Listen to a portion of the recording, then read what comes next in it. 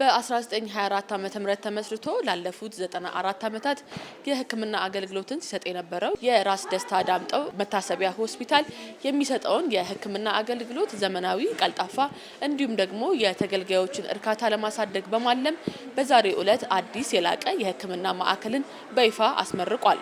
የአዲስ አበባ ከተማን የጤና ቱሪዝም መዳረሻ ለማድረግ በከተማ አስተዳደሩ በርካታ ተግባራት እየተከናወኑ መሆኑን ከንቲባ አዳነች አቤቤ የገለጹ ሲሆን በተለይም ደግሞ አዳዲስ ጤና ጣቢያዎችን መገንባት፣ ከዚህ ቀደም የነበሩ ቀደምት ሆስፒታሎችን ማዘመን ብሎም ደግሞ አዳዲስ ሆስፒታሎችን መገንባት ከተማ አስተዳደሩ በትኩረት እየሰራባቸው የሚገኙ ዘርፎች መሆኑን አንስተዋል። አዳዲስ 4 ሆስፒታሎችን 1/5 ሆስፒታል ደግሞ በከተማ አስተዳደር ክትትል በግል ሴክተር ተገንብቶ አገልግሎት ጀምሯል። አዳዲስ መገንባት ብቻ ሳይሆን ነባሮቹን አድሰን አለቀን ታሪካዊነታቸውን ጠብቀን አገልግሎታቸው ደግሞ የላቀ ይሆን ዘንድ ብዙ ጥረቶችን ያደርገናል።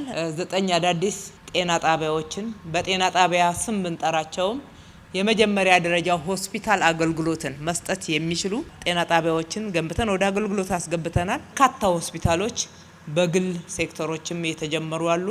እነኛ አንድ ላይ ተደማምረው ከተማችንን የጤና ቱሪዝም መዳረሻ እንዲኖር ማድረግ ትኩረት ያደረግንበት እንዲሁም ደግሞ ውጤትም እየተገኘበት ያለ ነው። ባለ 7 ወለል ህንጻው የሕክምና አገልግሎቶችን የሚያሻሽል ለታካሚዎች ብሎም ለሕክምና ባለሙያዎች ምቹ የሕክምና ስፍራን የሚፈጥር የዘመኑ ቴክኖሎጂ የተሟሉለት ሲሆን ይሰጥ የነበረውን አገልግሎት በእጥፍ የሚያሳድግ ነው ተብሏል። ደረጃውን የጠበቀ ድንገተኛ ሕክምና መስጫ ቦታን ጨምሮ በአጠቃላይ 2060 ካሬ ሜትር ላይ ያረፈ ሲሆን ለታካሚዎች ጥራቱን ያለ ሕክምና አገልግሎት የሚያገኙበት ለሰራተኞች የተሻለ የስራ አካባቢ የሚፈጥርና ከዘርፉም የሚጠበቀውን አገልግሎት በሙሉ አቅም ተደራሽ ለማድረግ የሚያግዝ ግዙፍ ህንጻ ነው። የሆስፒታሉ ስራ አስኪያጅ ተሾመ ሁንዴ በምረቃ መርሃ ግብሩ ላይ ምንም እንኳን ሆስፒታሉ ላለፉት ዓመታት በበርካታ ችግሮች መካከል እያለፈ ቢሆንም በበጀት ዓመቱ ግን 140 ሺህ ለሚሆኑ ታካሚዎች በተለይም የተመላላሽ ሕክምና ለሚያስፈልጋቸው ተገልጋዮች አገልግሎት ሲሰጥ መቆየቱን ገልጸዋል። ሆስፒታሉ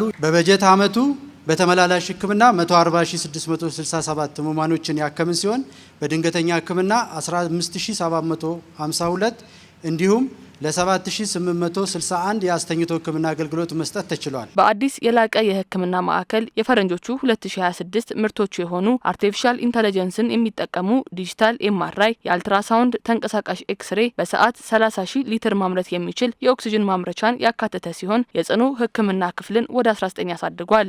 ማዕከሉም እጅግ ዘመናዊ ወቅቱን በዋጁ ሕክምና መሳሪያዎች የተደራጁ የሕክምና መስጫ ክፍሎች ያሉት ሲሆን ተንቀሳቃሽ ኤክስሬ፣ አልትራሳውንድ፣ ዘመናዊ ኤምአርአይ፣ ሲቲ ስካን እና ሌሎችም የሕክምና መሳሪያዎች እንዲደራጅ ተደርጓል። የኦክሲጅን አቅርቦትም ከራስ አልፎ ለሌሎች ሕክምና ተቋማት ግብዓት መስጠት የሚያስችልበትን አቅም ፈጥሯል። ከዚህ ቀደም ዘመናዊ የአስክሬን ማቆያ ማቀዝቀዣ ያልነበረው ሲሆን በአሁኑ ጊዜ እጅግ ዘመናዊ 9 አስክሬን ማቆያ ማቀዝቀዣዎች እንዲኖረው ተደርጓል። በራስ ደስታ ዳምጠው መታሰቢያ ሆስፒታል የተመላላሽ ሕክምና ክፍል ኃላፊ ዶክተር ዘሪሁን ጫላ ሆስፒታሉ ከዚህ ቀደም የነበረው የአገልግሎት አሰጣጥ ምቹ ያልነበረ መሆኑን አንስተው ቀልጣፋና ምቹ አገልግሎት የሚሰጥ ሆስፒታል ማድረግና የሕክምና ትምህርት መጀመር በሚቀጥሉት ዓመታት የሚከናወኑ ተግባራት መሆናቸውን ገልጸዋል። ምቹ ባልሆነ ቦታ ባለሙያው ኮሪደር ላይ ነው፣ ታካሚው ኮሪደር ላይ እየተኛ ሽንት ቤት፣ እነዚህ ንጽህና መጠበቂያ ቦታዎች ያልተመቻቹ ባለሙያውም